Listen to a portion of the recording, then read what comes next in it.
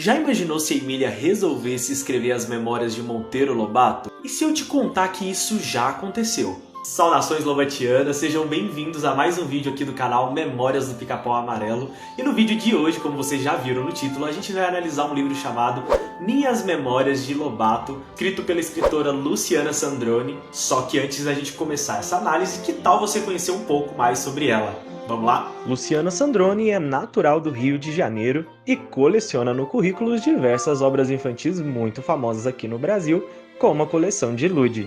Quando criança, Luciana passava as férias no sítio do seu avô, onde ouviu pela primeira vez sua avó contar para ela a história Viagem ao Céu de Monteiro Lobato. Nasce então sua paixão pela obra literária do Sítio do Pica-Pau Amarelo. Autora premiada, você sabia que este livro que vamos analisar hoje ganhou o Prêmio Jabuti de 1998 e também o Prêmio Melhor para Criança da Fundação Nacional do Livro Infantil? Além do mais, Luciana também escreveu o livro Sítio no Descobrimento e também o Dicionário do Sítio do Pica-Pau Amarelo, lançado em 2003. Vale lembrar que ela também esteve envolvida nos roteiros do remake do Sítio do Pica-Pau Amarelo em 2001. Bom, agora que você conheceu um pouquinho sobre a autora, que tal começarmos a análise? Vem comigo! Já conheceu um pouquinho da Luciana? Tudo bem, a gente já vai começar a análise, mas antes eu vou te pedir para dar uma força aqui pro canal, se inscrevendo, já deixando o seu like e, claro, ativando as notificações, que é para não perder nada do Memórias do Pica-Pau. Toda vez que chegar um vídeo novo, o YouTube te notificar. Então agora sim, vamos começar! Eu já preciso começar esse vídeo dizendo que essa é a melhor ideia de todos os tempos, a Emília escrever as memórias de Monteiro Lobato na visão dela. Existem muitas biografias de Monteiro Lobato e a minha favorita para estudo sempre foi o Furacão na Botocundia. Só que eu vou ser um pouquinho ousado aqui e vou dizer que Minhas Memórias de Lobato é a melhor biografia de Monteiro Lobato. E eu vou explicar por quê. Antes de mais nada, eu preciso dizer que esse foi um dos primeiros livros, talvez o primeiro livro que eu tive na vida, livro físico, sem ser pego emprestado em biblioteca. E eu me deliciava com as ilustrações, eu era muito criança, então eu não tinha tanto interesse em ler livros maiores ainda, mas eu me deliciava com o livro, com as ilustrações, e é um livro que me marcou muito. A minha edição, apesar de estar um pouquinho desgastada, um pouquinho usada, ela é muito especial, porque me lembra muito da minha... Não é a minha edição de criança. Isso aqui foi enviado pelo meu amigo Tilton. Apesar de ser um resumo de coisas mais importantes que Lobato fez durante a vida dele, que não é pouca coisa, o livro ele é contado na perspectiva da Emília e do Visconde, que deixa o livro muito mais interessante não só para estudiosos, mas principalmente para as crianças conhecerem a vida do escritor. Então, já queria adiantar para vocês, criar essa expectativa para quem ainda não conhece, que esse livro é a melhor biografia de Monteiro Lobato. Porque não existe aquela pressão, aquela responsabilidade de você ler algo para apenas se informar. Apesar de ser uma biografia, você além de se informar, você acaba se divertindo bastante. Uma coisa que é muito notável é que a Luciana ela domina a linguagem do Sítio do Pica-Pau Amarelo. Logo no início, quando a Emília ela decide fazer essas memórias de Lobato, existe um conflito com o Visconde e com a Dona Benta, se eu não me engano, sobre pesquisar ou não em livros, porque ela queria fazer tudo da cabeça dela. Emília sendo Emília, né, gente? E aí existe esse conflito para saber se vai haver ou não essa pesquisa. E, gente, você já começa a ver ali que é a própria Emília falando. Parece que Lobato reencarnou nela ali e foi escrevendo, porque é impressionante como ela domina a linguagem dos personagens do sítio. O livro tem como base Memórias de Emília, obviamente, então existem muitas citações, como por exemplo a questão de escrever a história com pena de pato e a folha azul com o mar de todos os seus peixinhos. E tem outras citações também, fica bem óbvio que é um livro criado em base a Memórias de Emília. Existe um cuidado para fazer uma linguagem ali preparativa para as crianças que vão ler esse livro, porque é um livro dedicado às crianças, sobre a vida de Monteiro Lobato, obviamente. Então existem algumas mudanças significativas. Por exemplo, quando vão chamar ele de Juca, que era o apelido de infância de Lobato, a Emília meio que não implica com o apelido e é trocado por Lobatinho, para não haver uma implicância, até mesmo da criança, de na hora estar lendo Juca não conseguir associar com Monteiro Lobato.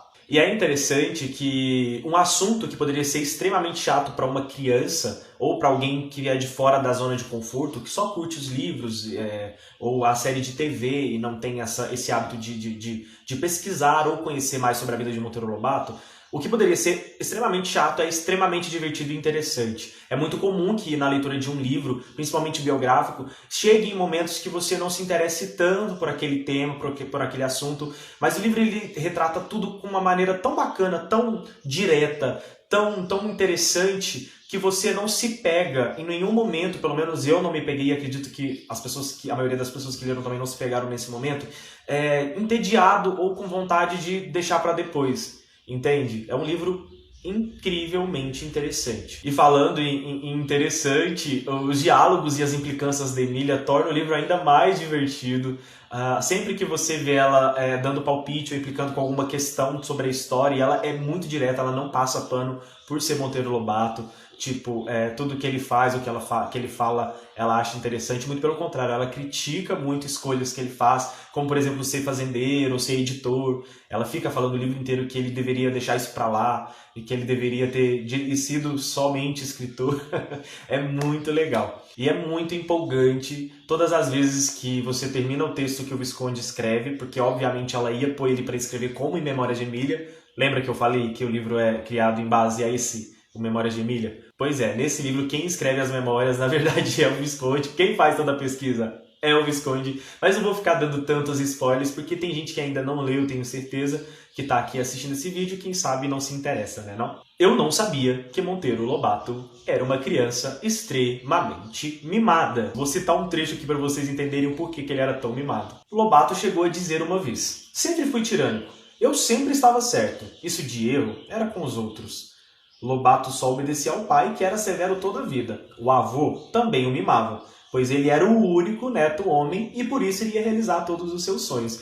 É interessante que logo após esse trecho, a Emília já implica, Lobato também tinha outras 2 irmãs. Por que ele seria o sonho do avô só porque ele era menino? Aí o Visconde entra para trazer um contexto da época, de que naquela época todos eram extremamente machistas e meninas não poderiam exercer todas as funções como hoje.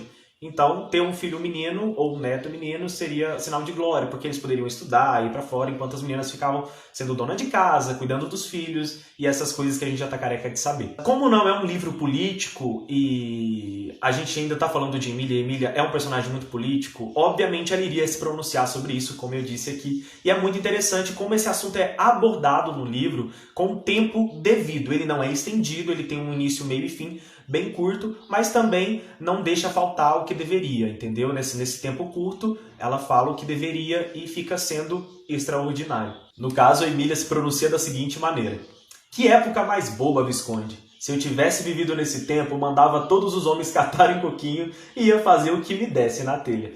Vocês estão me entendendo? Quando eu falei que é a melhor biografia de Lobato, eu não estou exagerando.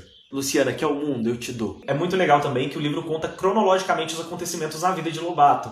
E a Emília fica tão empolgada, tão aflita para chegar na criação dela, e ela acaba descobrindo que ela não foi o personagem criado primeiro, e vou deixar para vocês descobrirem essa parte quando vocês lerem. E é muito legal existir esse contraponto, porque muita gente acha que Monteiro Lobato foi somente o Sítio do Pica-Pau Amarelo por ser a obra mais famosa dele. E muito pelo contrário, ele teve um percurso, um caminho muito longo, muito extenso até chegar no Sítio do Pica-Pau Amarelo, tanto é que o sítio só é realmente citado, também de maneira resumida, lá no final do livro. Outra coisa que eu não imaginava que o Lobato era tão travesso. Aqui no livro, além de reunir ideias e textos que falam sobre a vida profissional de Lobato, tem muitas histórias muito interessantes sobre a vida pessoal de Lobato, até mesmo da infância. Então, tem uma que eu gostei muito, que eu vou dar um spoiler aqui pra vocês, que é de quando um cachorro da família teve que ser sacrificado porque ele pegou uma doença chamada raiva, e ele foi enterrado justo debaixo de um pé de laranja, que Lobato tinha muito ciúme até das pessoas chegarem perto. Com isso, ele inventou para as 2 irmãs que quem comesse das laranjas dessa árvore onde o cachorro foi enterrado também pegaria a doença. Ele tinha inventado isso para que ele ficasse sozinho com o pé e pudesse chupar as laranjas totalmente à vontade e totalmente sem dividir com ninguém. As irmãs acabaram vendo a situação logo após, né, depois de um tempo do ocorrido, viram que ele estava lá chupando as laranjas e não tinha acontecido nada e ficaram muito bravas com ele. Tem uma outra história também envolvendo o suco de limão, que vocês vão gostar bastante, E, mais uma vez, não vou ficar dando muito spoiler, que é para vocês se interessarem e lerem esse livro. Obviamente, como é um livro com a Emília contando, que teria muitas mentiras. E ela também soube lidar muito bem com o fato de acrescentar essas histórias inventadas pela Emília através dos discursos e dos fatos originais. Eu só tenho um adendo para fazer sobre esse livro, que é o finalzinho dele, quando o Visconde cita que o sítio vai para a televisão, que a ordem dos fatos não está totalmente correta, mas a gente também vale lembrar que a gente está falando dos anos 90 e 2000, que era uma época que fazer pesquisas aprofundadas sobre um tema tão antigo não era tão fácil quanto hoje. Eu senti falta da citação do primeiro filme do Sítio do Pica-Pau Amarelo, O Saci, de 1951, filmado em 51 e 52 e lançado em 53, porque foi um filme produzido pela editora Brasiliense e pelos sócios do Monteiro Lobato na editora Brasiliense, Caio Prado Júnior e Arthur Neves. Então eu senti um pouco de falta de terem citado esse filme como a primeira obra do Sítio para ir para o cinema, que é o primeiro filme brasileiro infantil, mas tudo bem, não afeta em nada o livro. E fazendo a correção, aqui fala que o Sítio foi ao ar pela primeira vez na TV Tupi pela Tatiana Belink e pelo Júlio Gouveia, e ficou até 64. Só que, na verdade, em 64, o Sítio estreou novamente na TV Cultura e, posteriormente, na TV Bandeirantes em 67, ficando no ar por 14 meses. Outra correção que eu tenho para fazer é que o Sítio... Aqui é dito que o Sítio da Rede Globo foi transmitido entre 78 e 89, sendo que, na verdade, ele foi transmitido de 77 a 86. Então é só para vocês, quando vocês lerem, vocês não estranharem, porque algumas pessoas já sabem, mas para quem não sabe, tá aí. Bom, pessoal, essa é a minha análise sem spoilers para vocês descobrirem esse livro maravilhoso que é o Minhas Memórias de Lobato. Para quem não conhece, eu vou deixar na descrição o link para quem quiser comprar e adquirir esse livro. E eu já preciso correr atrás do meu autografado pela Luciana. É isso, espero que vocês tenham gostado. Não se esqueçam de se inscrever no canal, de deixar o seu joinha e ativar as notificações, que é para não perder nada do Memórias do Pica-Pau. É isso, até mais.